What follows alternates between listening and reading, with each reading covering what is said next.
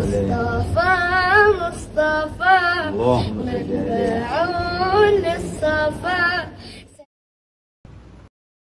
Bismillah, alhamdulillah, wassalatu wassalamu ala sayyidina Rasulillah Muhammad bin Abdullah wa ala alihi wa sahbihi. Imam bin Abdullah As-Sakandari dalam kitab Al-Hikam ada mengatakan bahwasanya ar-raja ma qaranahu al-amal wa illa fahiya umniyah. Ar-raja, sifat berharap itu adalah yang diiringi dengan amal perbuatan, dengan usaha. Kalau harapan tanpa usaha itu namanya angan-angan. So ada dua perkara. Yang pertama adalah ar-raja, berharap. Yang kedua adalah angan-angan. Yang ada kemiripan antara keduanya. Sebab menunggu sesuatu yang akan terjadi di masa akan datang. Orang yang berharap menunggu sesuatu dari depan. Orang berangan-angan juga menunggu sesuatu yang ada di depan. Kalimat ar-raja, kalimat berharap ini mesti diiringi dengan rasa takut, dan ia adalah menjadi satu keseimbangan di dalam hidup. Sehingga tidak ada orang ini sempurna dalam hidup, melainkan beriringan antara sifat takut kepada Allah dan juga berharap kepada Allah Subhanahu wa ta'ala. Ia umpama dua sayap bagi seekor burung yang tidak mungkin terbang dengan salah satu daripada keduanya. Baginda Rasulullah SAW menziarahi seorang yang sakit tenat. Lalu ditanya, "Kaifa tajidu nafsaka?" Bagaimana kamu dapati dirimu? Katanya, "Akhafu an dzunubi." Saya takut dosa-dosa saya. Wa arju rahmat Rabbi. Dan saya berharap rahmat Tuhan saya. Sudah dua keadaan. Saya takut akan dosa yang telah dilakukan, dan saya berharap akan rahmat Tuhan yang untuk diberi Allah Subhanahu wa ta'ala. Nabi bersabda, tidak terhimpun dua perkara ini kepada seseorang, rasa takut kepada Allah dan juga berharap kepada Allah, melainkan ia akan diamankan daripada apa yang ia takutkan, dan dia akan diberi apa yang dia harapkan.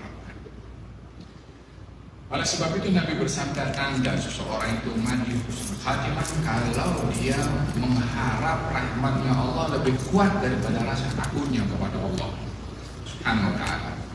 Rahmatnya Allah lebih diharapkan berbandingkan amalnya, dan dilihat rahmatnya Allah lebih besar daripada dosa yang dia lakukan. Jangan ada seorang daripada kamu yang meninggal dunia melainkan memiliki sifat baik sangka kepada Allah, karena ia akan menjadi sebab syafaat bagi dia atas kekurangan, kesilapan dan dosa yang dia lakukan. Tidak.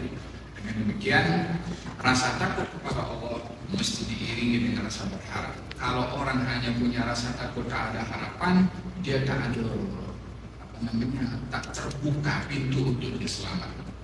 Tapi kalau orang punya harapan tanpa ada rasa takut, maka ini orang berangan-angan, yakni ingin menuai tanaman, sawahnya tak ada, biji benihnya tak ada apa yang ditanam.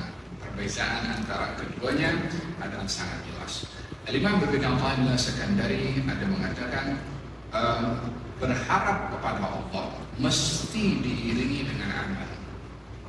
Orang berharap pengampunan dari Allah mesti diiringi dengan amal, dengan taubat, dengan berazam untuk tidak melakukan suatu dosa lagi. Walaupun pada akhirnya tergelincir kepada dosa, dia masih berharap kepada Allah Subhanahu wa ta'ala untuk mendapatkan ampun dan berazam untuk berhenti daripada perbuatan dosa tersebut. Ini orang yang mengharapkan pengampunan dari Allah. Orang yang mengharapkan rezeki dari Allah Subhanahu wa ta'ala, dia berusaha, dia bekerja, dia mencari nafkah, dia berusaha.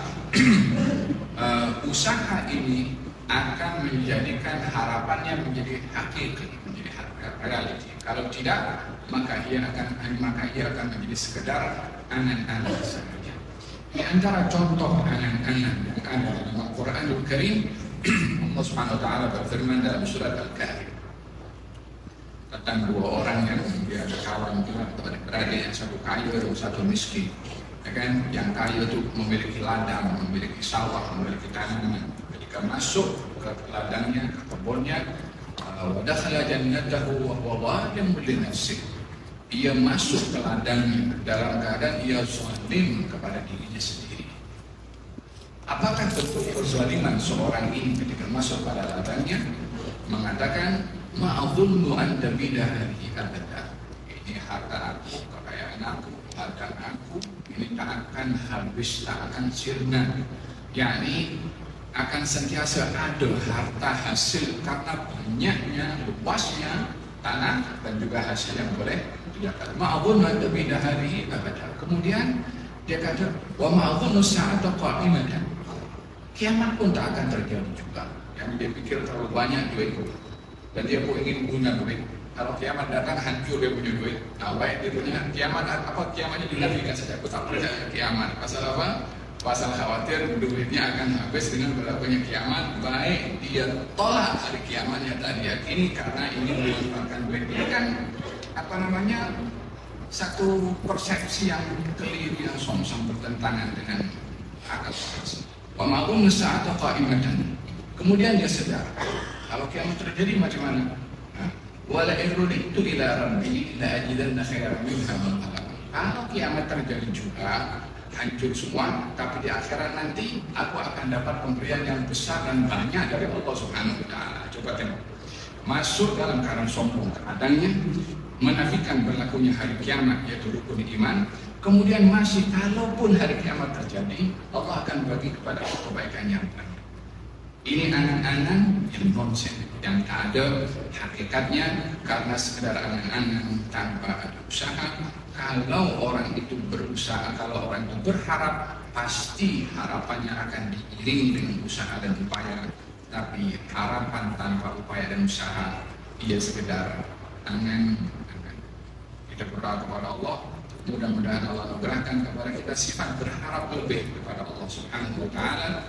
Dan sehingga harapan kita dipenuhi oleh Allah Subhanahu wa taala seperti Allah janjikan, ana inda dhanni abdi bi falyadhun nabi masya'a, saya akan berada pada prasangka hamba saya, maka hendaklah dia punya prasangka, saya akan penuhi prasangkanya kepada saya sesuai dengan prasangkanya. Orang punya prasangka baik kepada Allah akan diberi kebaikan. Orang punya prasangka sebaliknya akan diberi, bukan karena Allah ingin memberi kepadanya keburukan, tapi karena buruk sangkanya orang itu kepada Allah diberi sesuai dengan permintaannya. Semoga Allah buka minda dan hati untuk sentiasa memiliki harapan yang besar kepada Allah dengan usaha yang besar. Wassalamualaikum warahmatullahi wabarakatuh.